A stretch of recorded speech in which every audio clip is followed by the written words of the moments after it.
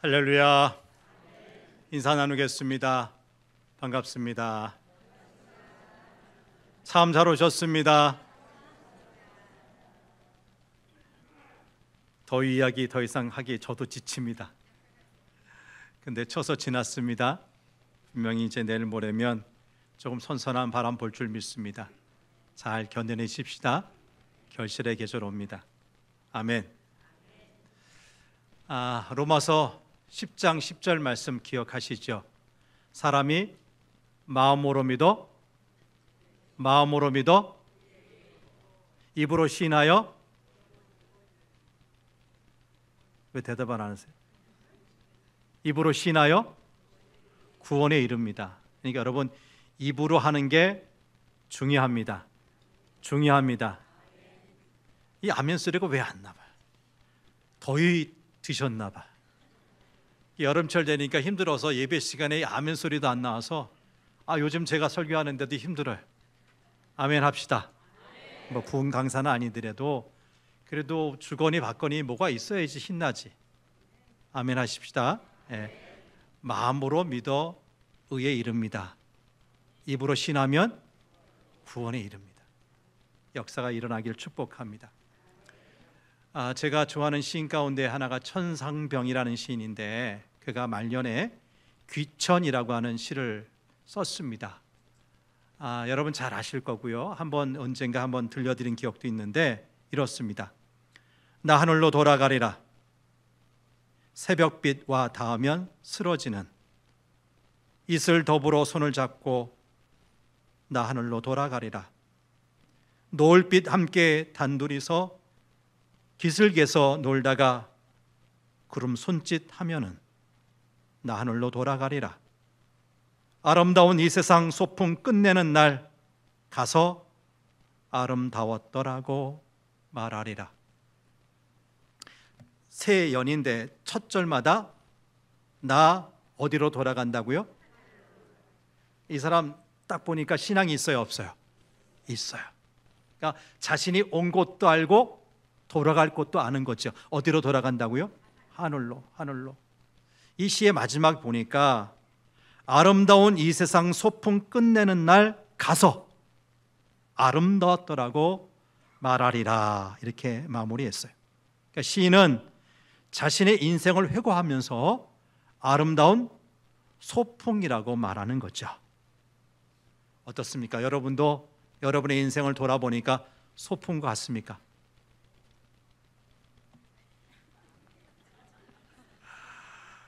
동의하시는 분은 조금이고요.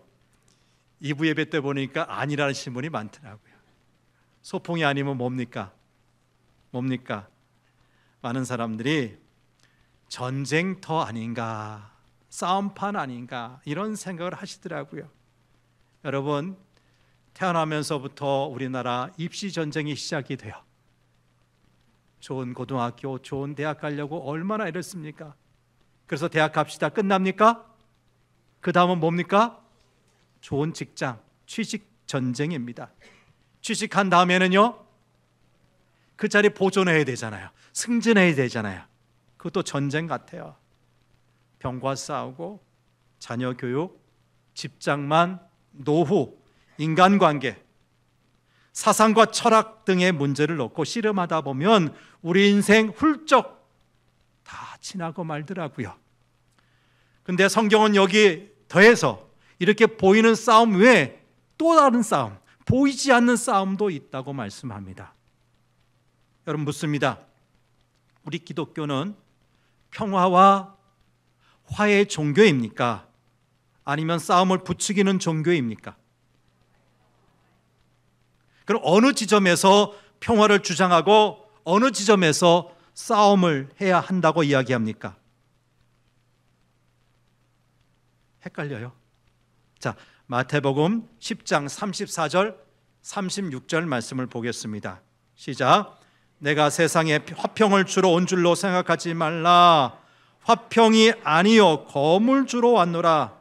내가 온 것은 사람이 그 아버지와 딸이 어머니와 며느리가 시어머니와 불화하게 하려 함이니 사람의 원수가 자기 집안 식구리라.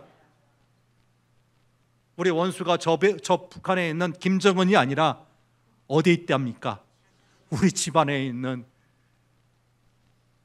우리 아들일 수 있고 시어머니일 수 있고 며느리일 수 있고. 이 말씀은 아주 역설적인 이야기입니다. 주님 주신 평화 때문에 생명 걸고 투쟁해야 할지 모른다는 거지요. 검을 주러 왔다는 예수님 말씀은 결코 평화로운 모습이 아니에요. 여러분, 요즘 길을 가다가도 어떨 때는 우리가 조심하잖아요. 갑자기 어디서 차가 뛰어들어올지, 이상한 사람이 몽둥이 들고 칼 들고 해칠지. 그렇죠? 그런 뉴스 우리가 요즘 자주 접하지 않나요? 그러니까 여러분, 길을 가다가 누군가 칼을 들고 있으면 어때요? 그 옆을 갑니까? 피합니까? 피하죠. 혹시 저 칼이 나를 향할지도 모르니까 피합니다. 그런데요, 이 세상에 살면서 평안보다 갈등을 좋아할 사람 없어요. 사랑보다 미움을 즐기는 사람 어디 있어요? 그런데요, 그럼에도 우리 사회 곳곳에서는 여전히 시위와 갈등과 싸움이 그치지 않고 있잖아요. 매일 벌어지는 여야 정치권의 싸움들, 끝없는 노사 갈등, 우리 마음을 무겁게 합니다. 여기에 대해서 요즘은 세대 갈등도 있고요, 남녀 간의 갈등도 있고요. 북한의 핵과 미사일에 대한 집착하는 완고한 태도를 보면서 남북 간의 대결이 어디까지 갈까? 혹 풀리지 않으면 어떻게 되지? 두려움도 생깁니다. 지구촌 곳곳에서 이어지는 가뭄과 폭우와 대형 화재 같은 기상재해를 보면서 우리 인류의 끝없는 탐욕으로 인한 생태계 파괴가 그치고 이 땅의 평화와 안정이 속히 오기를 바라는 기도를 하게 되지 않습니까? 이처럼 우리는 평화를 그리워하며 평화 없는 현실을 안타깝게 여깁니다. 그렇다면 우리에게 진정한 평화는 없는 것입니까? 진정한 평화를 이루기 위해서 우리는 어떻게 합니까? 사도 바울은 이 땅에서 우리가 평안한 마음으로 사는 것이 우리 하나님 아버지의 뜻이라고, 하나님께서 원하시는 바라고 오늘 본문 다음에 나오는 에베소서 6장 23절에서 말씀하고 있어요. 같이 한번 사도 바울이 어떤 인사하는지 읽어보죠. 시작. 아버지 하나님과 주 예수 그리스도께로부터 평안과 믿음을 겸한 사랑이 형제들에게 있을지어다. 하나님과 주 예수 그리스도로부터 평안의 인사를, 평화가 있으면 좋겠다는 인사를 하고 있어요. 근데 사도 바울은 하나님께 주신 이 평화를 잘 누리기 위해서는 싸움이 필요하다고, 전쟁이 필요하다고 이야기하는 겁니다. 이것은 모순같이 보이기도 하지만 진정한 평화, 하나님으로부터 오는 평화를 이루기 위해서 우리 그리스도인들은 싸움터로 나가야 함을 가르쳐 주는 거지요. 그래서 사도 바울은 디모데전서 6장 12절에서 믿음의 선한 싸움을 싸우라고 했고요, 디모데후서 2장 3절에서는 믿음의 아들 디모데에게 너는 그리스도 예수의 좋은 병사로 나와 함께 고난을 받으라고 이야기하고 있는 겁니다. 이런 말씀을 보면서 우리 신앙은 싸움이요 전쟁임을 알 수가 있고요, 우리는 이 싸움에 참여하는 하나님께 속한 군사임을, 군인임도 알 수가 있습니다. 구약 성경, 예수님 오시기 전에 기록된 구약 성경을 보면 전쟁하는 이야기, 땅을 빼앗고 사람을 죽이는 이야기가 많이 나와요.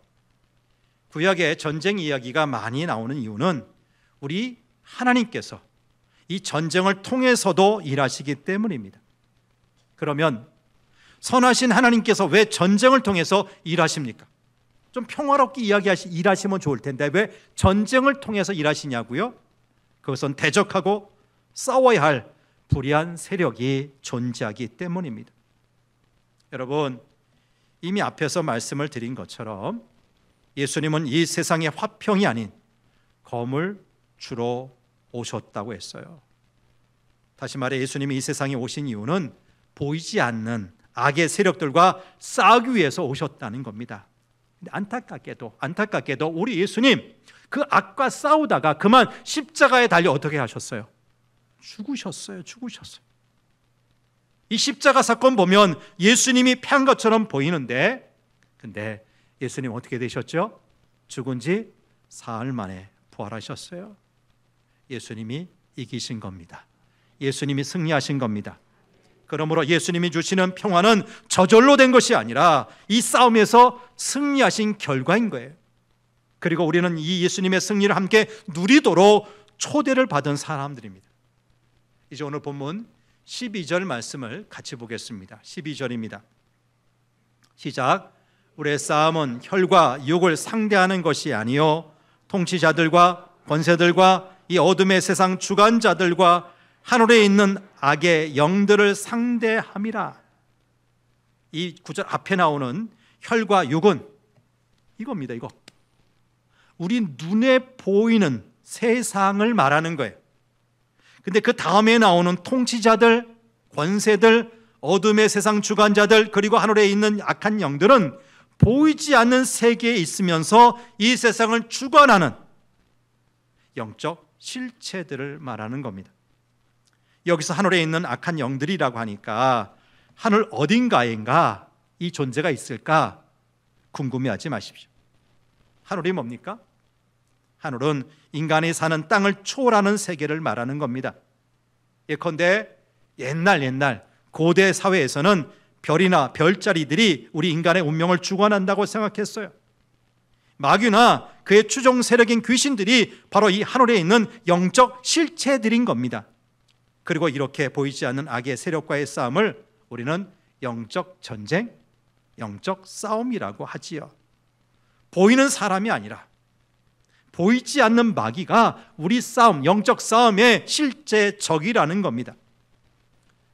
성경을 보면 악의 실체인 마귀가 아주 빈번하게 자주 언급될 때가 있어요.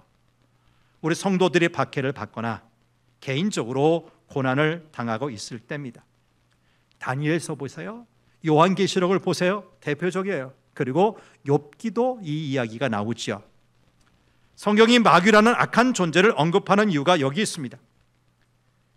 하나님이 모든 것을 주관하신다고 믿고 있는데 그렇게 믿고 있는 하나님을 믿고 있는 자에게 갑자기 어려움이 닥칩니다. 그러면 대부분의 사람은 사랑의 하나님이 어떻게 성도들의 어려움을 그렇게 방치할 수 있습니까? 능력 있는 하나님이 그의 백성들의 고통을 어떻게 수수방관하실 수가 있습니까? 라고 질문하죠. 그래서 이에 대한 답으로 등장하는 것이 바로 마귀라는 영적 실체입니다. 악을 조장하는 세력이 있다는 겁니다. 하나님은 이 악한 세력과 싸워서 우리를 구원해 주시기도 하고 때로는 그 악의 세력을 방조해서 우리 성도들을 연단시키시기도 하고 당신의 뜻을 이루어가는 도구로 삼기도 하시는 거지요. 실제 우리 역사나 지난 인생을 보면 이 영적 실제를 연상하기가 그리 어렵지 않습니다. 모든 사람이 악보다는 선을 좋아합니다. 다른 사람이 아파하는 것, 고통을 받는 것 좋아하지 않습니다. 그런데도 우리 삶에는 여전히 전쟁과 살인과 거짓과 탐욕이 끊일 날이 없어요. 우리 인류 역사도 인간의 지성과 도덕성이 좋아지기만 하면 더 선하고 아름답고 진보하는 방향으로 갈 것 같았는데 실상을 보니까 그렇지 않더라고요. 전쟁이 있고 인권 유린이 있고 여전히 폭력과 탐욕이 세상을 지배합니다.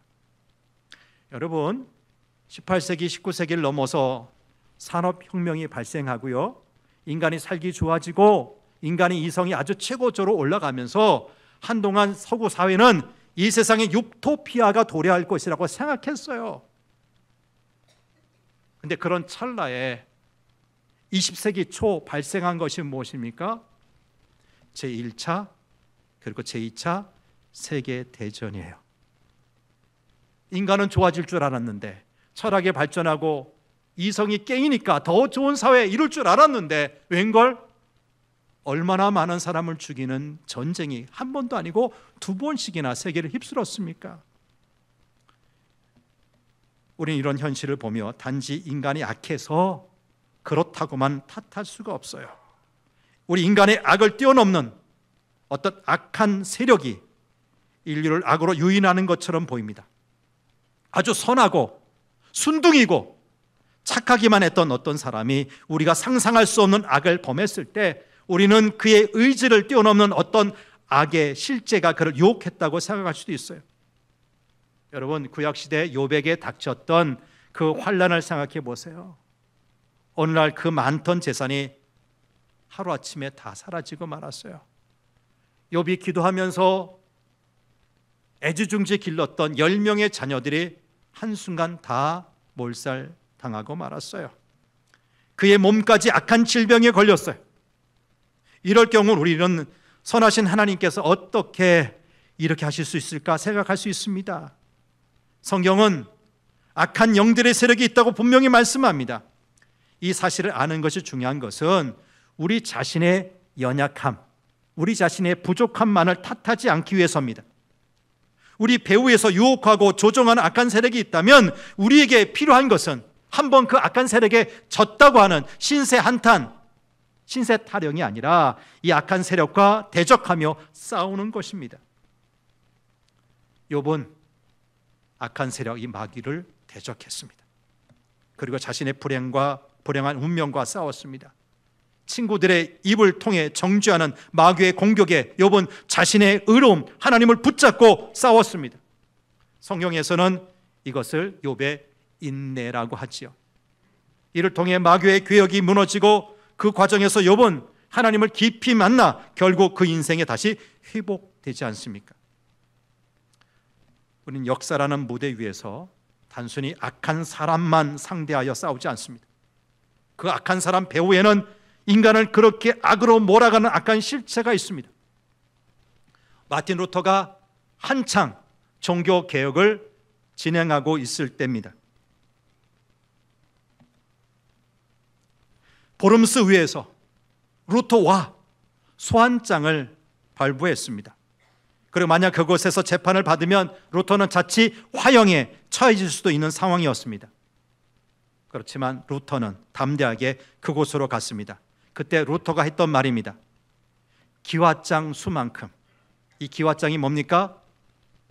성당마다 그 지붕을 덮은 기와장, 일반 백성들이 사는 그 집집마다 덮여있는 수많은 기와장, 수천 장, 수만 장의 그 기와장보다 많은 마귀가 있을지라도 나는 그곳에 갈 것이다.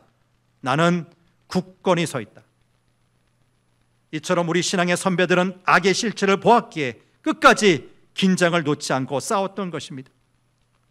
오늘 보면 11절 상반절 말씀 보니까 이 악의 실체를 총칭해서 마귀라고 부르고 있어요.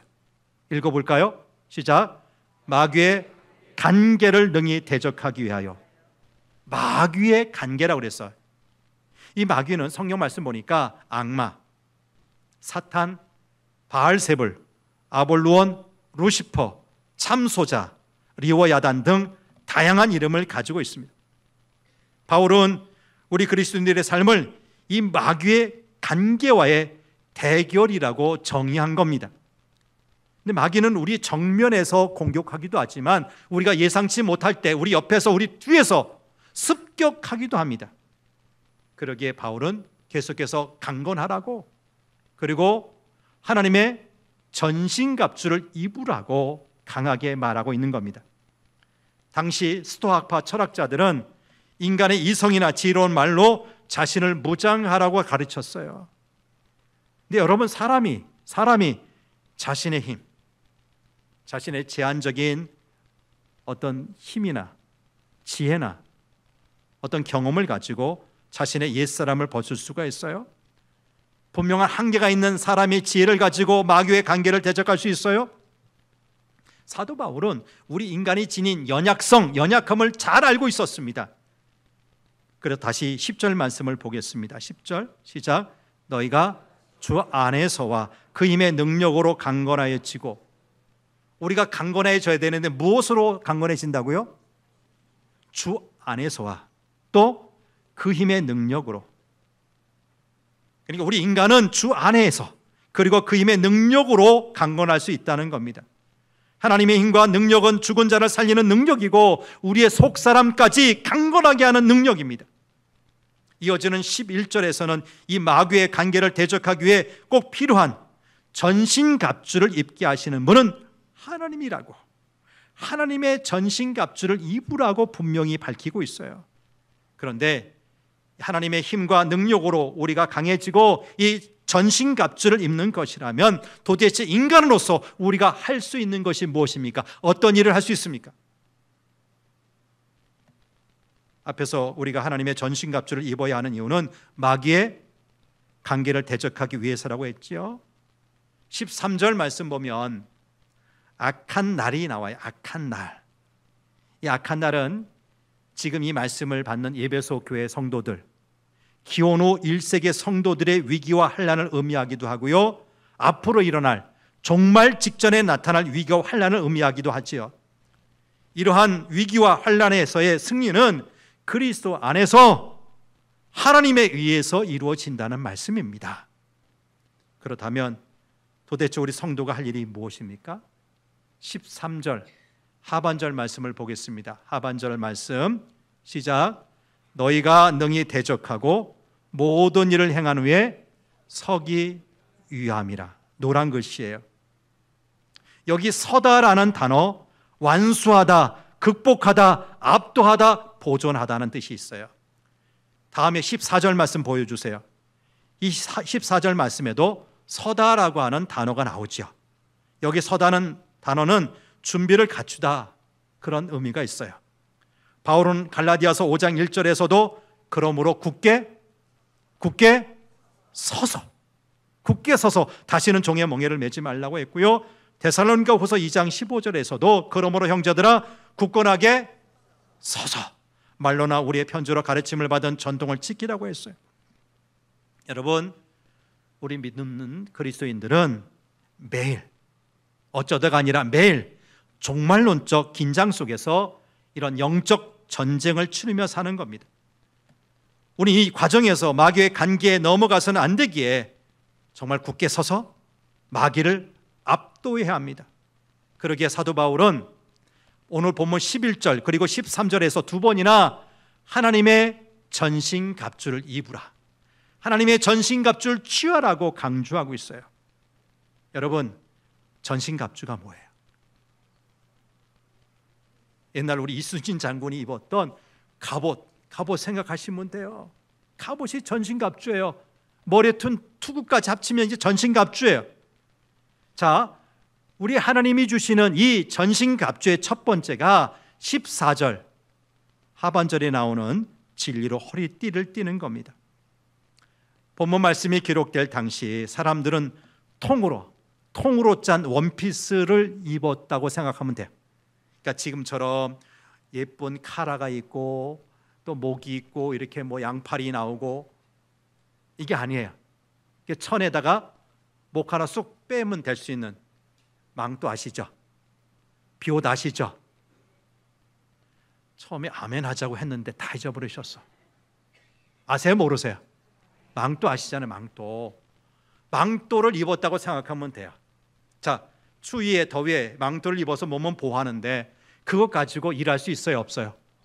얼마나 거추장스러워요. 그러니까 주부가 음식 만들고 빨래하고 집안 청소할 때는 어떻게 해야 돼요? 묶어야 돼요. 허리띠를 묶어야 돼요. 뿐만 아니라 군인이 전쟁에 나갈 때 어떻게 해야 돼요? 역시 허리를 묶어야만 했어요. 마귀의 관계를 대적하려면 가장 먼저 해야 될 일이 허리띠를 묶는 건데, 이 허리띠를 뭐라고 표현하고 있어요? 진리의 허리띠입니다. 여러분, 진리가 뭡니까? 진리가 뭡니까? 여러분, 말씀이에요. 하나님의 말씀이에요. 여러분, 우리 신앙은 하나님의 말씀에 기초해야 한다는 것입니다. 세상적인 힘, 세상적인 지혜가 결코 우리 인생의 기초가 될 수 없다는 이야기예요. 둘째, 14절 제일 마지막 부분에 나오는데 의에 호심경을 붙이라고 했어요. 호심경은 뭡니까? 갑옷을 입었는데요, 이 갑옷의 가슴 부분에 우리 심장, 우리 가슴을 호신용으로 붙이는 구리 조각을 이야기해요. 구리 조각을 이야기해요. 여러분, 우리가 마귀와 싸움에서 때로는 전투하다가 팔도 다칠 수 있고 다리도 다칠 수 있지만 이 심장의 이 마음만큼은 지켜야 한다는 겁니다. 여러분, 성경 말씀 보면 의라는 말이 많이 나와요. 의로움이라는 말이 많이 나오는데 이 성경에서 말하는 의라고 하는 것은 죄가 전혀 없다는 이야기가 아니라 관계적인 의미예요. 하나님과의 관계에서 우리가 해야 될 의무를 다하면 그 사람은 의로운 사람이고요, 그 하나님과의 관계의 의무를 다하지 않으면 불의한 사람이에요. 하나님과의 관계에서 의무를 다하는 사람이 이 마음을 지키는 사람이고 성경적 가치관으로 사는 성도예요. 여러분, 이 마음 지킬 수 있기를 축복합니다. 세 번째 15절이 나와요. 15절, 평안의 복음이 준비한 것으로 신을 신으라. 이 당시 사람들 대부분 여러분 중동 지역, 지중해 그 부분에 살았기 때문에 굉장히 더워요. 대부분이 신이 뭡니까? 샌들입니다. 샌들. 근데 여러분, 샌들 신고 전투할 수 있나요? 싸울 수 있어요? 그래서 전투에 나갈 때는 부츠, 칼리바라고 하는 부츠를 신었답니다. 전시 상황이라면 전투가 끝날 때까지 이 신발을 벗지 않았어요. 근데 여러분 잘 보세요. 왜 평안의 복음이 준비한 것으로 신을 신고라고 했어요? 왜 평안의 복음입니까? 승리하기 위해서, 싸움에서 이기기 위해서 전투하지만 결국은 평화를 원한다는 겁니다.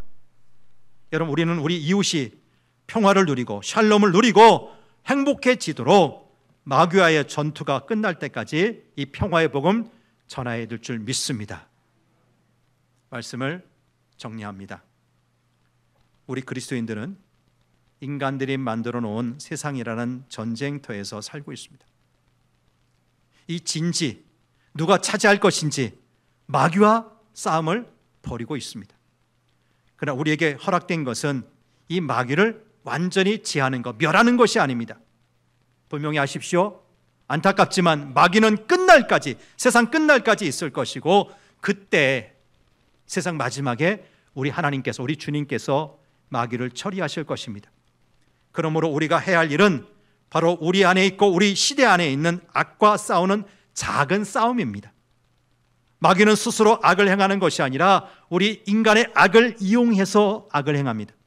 그러므로 세상을 잘 알아야 합니다. 마귀가 어떻게 세상의 악을 이용하고 있는지 알아야 하고 그 악을 물리칠 때 우리는 마귀와의 싸움에서 승리하는 것입니다. 세상의 모든 것을 영적인 현상으로만 판단하면 현실 능력이 떨어질 수가 있어요. 여러분, 마귀처럼 시대 변화에 민감한 존재도 없어요. 과학과 이성의 시대를 맞아 마귀는 이제 그에 걸맞은 옷으로 바꿔 입었어요. 그래야 현대인들을 유혹할 수 있기 때문입니다. 근데 예수님을 믿는다는 신앙인들은 여전히 고대 신화적 세계를 벗어나지 못하는 경우가 얼마나 많습니까? 마귀는 과학과 이성으로 새롭게 단장을 했는데 신앙인들이라는 사람은 기이한 능력과 흉측한 모습의 마귀만 찾고 있습니다. 적지 않은 신앙인들이 이 세상 사람들이 더 이상 신이라 믿지도 않는 장승, 여러분 옛날 우리 그 시골 마을에 가면 입구에 천하대장군, 지하여정군 뭐가 서 있어요? 예, 장승이 서 있어요. 그 다음에 뭐 곳곳에 골짜기마다 정식 절도 있지만 또 중간중간 석재나 무슨 나무로 해서 불상을 만들어 놓은 데도 있잖아요. 근데 신앙의 사람이 그 장승의 목을 자르고 불상의 코를 잘랐다고 하면서 영적 싸움에서 승리했다고 허세를 부립니다. 여러분, 근데 이것은 실제가 아닙니다. 허공을 치는 싸움일 뿐이에요. 이 영적인 과대망상의 대표적인 예가 땅밟기 기도예요. 언젠가도 한번 말씀드렸는데 잘 들으세요. 몇 년 전에 우리 매스컴에서 아주 크게 떠들었던 이야기인데 몇 명의 젊은 기독교인들이 서울 강남에 아주 유명한 사찰에 들어가서 그 땅을 밟으며 찬양하며 그 절이 망하기를 노래하고 기도하는 동영상이 공개되어서 우리 사회에 크게 무리를 빚은 적이 있어요. 이뿐 아니라 선교 현장에서는 마귀의 영적 진지를 파한다는 명목으로 과거 이스라엘 백성들이 여리고 성을 돌듯이 땅밟기 기도를 하는 경우가 있지요. 마치 그렇게 하면 마귀의 힘이 무력화되는 것 같은 착각을 하는 겁니다. 여러분, 물론 미신에 빠져 있는 미개 사회에서는 이 땅밟기 기도가 어느 정도 효과가 있을 겁니다. 그러나 문명화된 현대 사회에서는 그렇지 않습니다. 이는 마귀를 너무 얕잡아보는 태도입니다. 물론 이 땅밟기 기도는 우리의 간절한 마음을 모아서 기도하는 효과는 있을 것입니다. 그러나 그 이상의 효과를 기대할 수가 없습니다. 마귀는 어떤 초월적인 어둠의 영의 형태로 그 지역을 점령하고 있는 것이 아니라 우리 사람의 마음과 이 사회 제도와 문화라고 하는 극히 현실적인 악을 이용해서 장악하고 있습니다. 이런 마귀의 영역이 무너지는 것은 우리 한 사람 한 사람이 복음을 영접하여 그 사람이 바뀔 때 일어나는 겁니다. 아멘. 언제 일어난다고요? 땅밟기 기도할 때 일어나는 것이 아니라 우리 한 사람 한 사람이 예수를 받아들이고 복음을 믿고 우리가 바뀔 때 놀라운 역사가 나타난다는 거예요. 여러분, 그 지역이 하나님의 뜻에 맞는 사회로 바뀌어갈 때 어둠의 세력이 물러갑니다. 여러분, 땅밟기 기도에 지나친 의미 부여를 한다면 우리 현실을 놓쳐버리고 악과의 싸움에서 지고 말 겁니다. 그러면 이 영적 싸움에서 승리하는 비결은 무엇입니까? 저는 로마서 12장 2절 말씀이 그 답이라고 생각합니다. 같이 한번 이 말씀을 크게 읽어보지요. 시작. 너희는 이 세대를 본받지 말고 오직 마음을 새롭게 함으로 변화를 받아 하나님의 선하시고 온전하시고 기뻐하시고 온전하신 뜻이 무엇인지 분별하도록 하라. 여러분, 우리는 이 시대의 정신이란 형태로 우리를 사방에서 공격하고 있는 마귀와 싸워야 합니다. 과학만능주의, 물질적인 탐욕, 사치, 성적인 타락, 권력욕, 경쟁심, 폭력, 거짓, 개인주의, 민족주의, 제국주의, 그릇된 인용 등과 싸워야 합니다. 이렇게 가치관 싸움이 가장 강력한 이 시대의 영적 싸움입니다.